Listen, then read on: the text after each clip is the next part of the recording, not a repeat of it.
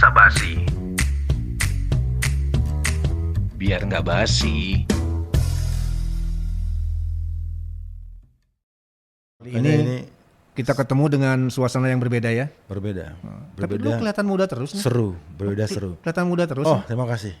Mungkin anugerah. Rick, ini tahun 80-an itu kan eranya musik Indonesia yang industrinya luar biasa begitu kan ya. Dan itu harus diakui oleh setiap generasi bahwa puncak industri musik Indonesia bukan hanya dari industri tapi kreativitasnya juga, musikalitas, lirik dan sebagainya itu. Nah, boleh cerita Rick, bagaimana sampai kemudian lahir nama grup Drahma? Di situ ada Dodo Zakaria, ada Dani, ada siapa namanya, Gideon Tengker segala macam. Itu gimana awal lahirnya sampai muncul Drahma? Iya, jadi pertama-tama saya main sama Dani Mamesa, main di musik gitu ya. Tapi ya itu intern kita cuman, jadi iseng-iseng gitu. Nah kebetulan Dani kenalin saya ke Dion. Dion Tengker. Kebetulan Dani satu SMA sama Dion kan. Saya SMA saya berbeda. Udah saya main sama bertiga sama Dion lagu-lagu blues saat itu.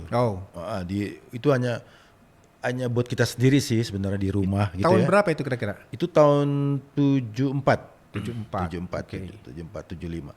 Nah itu kita terus ketemu satu orang Australia. Kebetulan dia pernah kos di rumahnya Dani Mamesa. Namanya Konstantia. Dia pemain gitar. Nah dia main sama-sama kita. Jadi iseng-iseng gitu main band gitu ya sama-sama kita di rumah gitu. Nah dia tertarik gitu. Wah kita bikin band yang beneran aja, dia bilang begitu kan. Si orang Australia ini? Si Kon itu. Dan dia udah pintar bicara bahasa Indonesia gitu. Nah terus kita bilang vokalnya gimana? Bisa Dion kan. Tahu-tahu kita lagi main band string gitu, si Kon ini dia bawa Paul kawannya dia, vokalis. Orang Australia juga? Orang Australia juga. Nah Paul ini dia masih kurang fasih bahasa Indonesianya. Jadi kita kadang-kadang campur-campur ngomong bahasanya. Nah udah kebetulan kita bentuk band, udah kita pastinya jadi band gitu berlima. Nah, namanya Bule Brown. Oh Bule Brown. Kita pertama-tama kita main di kontrak di Tanah Disco. Oh Tanah ya. Tanah Disco yang disco legend itu. Ikonik bener itu. Ikonik itu. Betul. Nah di situ kita dikontrak berapa bulan saya lupa inget deh. Itu tahun masih 70-an masih? Ya 74 itu, 74, 75 lah gitu. Nah itu kita main di sana plus kita main-main di acara-acara kedutaan besar Amerika dan Australia. Jadi untuk konsumsi orang-orang intern aja ya? Ya intern orang-orang yang tinggal di orang-orang asing Australia dan Amerika yang tinggal di Jakarta. Jadi mereka suka bikin pesta gitu kan. Nah pesta apa gitu pertemuan ulang tahun atau apa, kayak kita sering main di situ. Jadi kita disambutnya bagus bener gitu sama mereka karena mereka kan menghargai musik saat-saat itu gitu loh. Dibandingkan di Indonesia sendiri. Nah udah, jadi waktu saat-saat itu saya tahun 77 saya berangkat ke Belanda kan. Nah akhirnya bubar lah si Bule Brown ini. Jadi Dani kemana, Dion bikin grup lagi sama gimana, terus si siapa namanya Paul masih di sini, Kon pulang ke Australia. Itu loh, saya ke Belanda. Terus sekolah sana ya? Si Kon. Enggak lu? Oh saya, ya sekolah, saya sekolah di situ. Terus tahun 77. Nah saya 77, 78, 79 sampai 80 saya masih di Belanda. Kebetulan tahun 80 itu kakak ipar saya dia udah sekarat kena cancer gitu, pengen ketemu saya. Jadi saya paksain pulang ke Jakarta. Jadi saya persiapan lah kalau sampai dia kapan meninggalnya gitu kan. Nah saat-saat itu Dani meracuni saya ikut di LCR Prambors. LCR, Lomba Cipta Lagu Remaja. Dia punya bahan lagu, 2 lagu. Judulnya waktu itu Harimu Esok sama Saat Penantian. Saat Penantian itu seperti disco, tapi Harimu Esok slow pop lah gitu. Dia bilang, Rick, gue kan nggak bisa nyanyi, lu bisa nggak demoin nyanyi? Nah plus lu main pianonya deh. Ini lagu gue untuk masukin daftar di LCR Prambors. Lomba Cipta Lagu Remaja. Nah terus kita masuk kan, saya sama Dani berdua ke Prambors, daftar, masuk. Prambors Radio ya ini Prambors ya? Radio. Masuk ke situ. Udah akhirnya kita dapat berita kira-kira seminggu kemudian kita hanya masuk ke 15 besar. Besar. 2 lagu itu? Ya 2 lagu itu. Nah jadi yang dibikin kaset hanya 10 besar. Jadi kita termasuk yang dibuang. Iya. Nah kawan kita ini Kecet Sumendap nih, Gilbert Sumendap, dia finansialnya cukup lumayan waktu itu. Dia bilang oke, gua aja yang produserin lo orang, lu bikin deh di studio. Apaan nih Prambors, lagu bagus begini, mereka kok nggak terima gitu kan. Nah udah, jadi dia memang prihatin sama kita gitu, karena dia tuh teman baik kita kan. Udah, dia modalin kita masuk studio, semua gua bayarin, dia bilang masuk studio, dia yang rekamin semua. Kita kan, waduh, gitaris siapa nih? Ya udah Dion, nggak jauh-jauh juga kan. Dion jadi gitarisnya. Yang gitu. udah pernah ada dulu ya.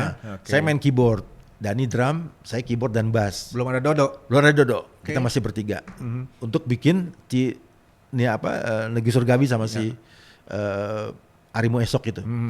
Udah begitu jadi bagus, kita wah ini puas, kita bagus nih. Cuman kok gue lemah di keyboard nih, saya bilang gitu kan. Nah, ada operator kita namanya Edin waktu itu. Kita rekamannya di studio Gregi di Jalan Pramuka itu. Itu tahun 80 ya, 80 akhir lah gitu. Nah, dia bilang gini, gue ada temen nih, tapi dia suka main di cafe, di nightclub di dekat Monas. Saya lupa nama nightclubnya apa tuh. Kaloka kalau nggak salah nama nightclubnya itu. Namanya Dodo Sakaria. Dia jago main keyboardnya, pakai dia aja. Oke deh, lu kenalin gue. Kita datang besoknya kan ke sana kan, kenalan sama Dodo, dikenalin sama Edin. Oh dia setuju, dia bilang, wah gue seneng nih, gue liat materi lo orang bagus nih. Gue setuju, gue ikut deh, dia bilang. Udah, kita rekaman serius, masuk di Gelora Seni, gitu loh. Jadilah album itu Negeri Surgawi. Nah, nama grup dramanya? Nah, baru setelah itu kita belum bentuk nama apa nih ya, bingung gitu. Nama grupnya? Nama grup belum ada. Dani yang memberikan namanya. Dani kasih usul karena dia lihat-lihat waktu itu kan belum ada Google ya. Jadi dia lihat buka-buka apa, saya lupa tuh, lihat buka kamus lah apa segala macam. Ya. Ini kayaknya bagus kita sebut drama aja. Kenapa drama, saya bilang gitu kan? Ya karena kita kan lagu-lagu kita materinya nih kemanusiaan. Jadi drama ini nilai manusia dari uang kuno Yunani zaman dulu. Nah, wah boleh deh, pas deh. Akhirnya kita setuju. Dodo sepakat, Dion juga sepakat. Nah itu belum ada Rudy kan. Jadi bassnya masih saya di album pertama itu. Jadilah satu album penuh itu. Atau akhirnya Dodo mengusulkan pakai brass section. Trompet, musik tiupnya ya, musik tiup. Kebetulan waktu itu kita ambil Didit Rolis satu sama Didit Maruto ya. Ada si siapa namanya? Trombon juga masih si Rolis juga punya. Itu Wawan. Wawan. Terus di luar Rolis Edi sama Calik. Calik itu adiknya Musmo Rajab. Calik R itu pencipta lagu juga kalau nggak salah ya. Enggak, bukan. Itu bukan. Itu lain ya, bukan. Dia Calik biasa namanya. Adiknya Musmo Rajab yang pemain trombon yang dia tuh pernah oleh orkestra di Telerama apa gitu. Oke, setelah itu terbentuklah. Nah, terus Dani bilang, wah ini kerennya ada backing vokal nih perempuan. Nah udah, akhirnya Dani punya kalangan dari teman-teman gerejanya, dia ambil si perempuan ini untuk jadi backing vokal, ada 3 orang lah gitu. Terus wah kayaknya kurang kuat nih. Dion bilang di Asmi banyak tuh sekolah gue cewek-cewek Asmi. Diambil lagi 2 dari Asmi jadi 5 kan.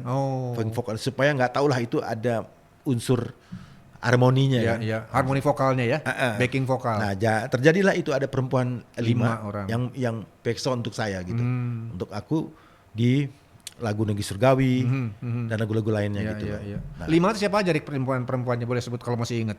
Desi Maengkom, almarhum udah. Desi meninggal ya.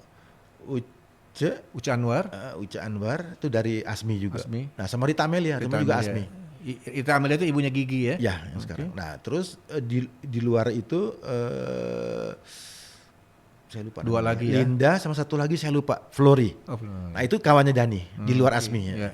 Jadi 3 orang cewek Asmi sama di luar Asmi. 2 cewek dari Asmi, Rita Amelia dan Uca Anwar.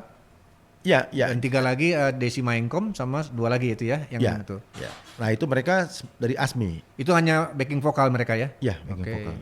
Jadi formasi pertamanya adalah Ricky Basuki pada bass, vokal dan bass, Gideon Tengker pada gitar dan vokal, dan Lima Mesa drum, kemudian keyboardnya Dodo Zakaria. Backing vokalnya tuh cewek 5 ya. Iya, betul. Gitu. Sama brass sectionnya dibantu Wawan, Didit Maruto, dan ada lagi yang lain itu ya.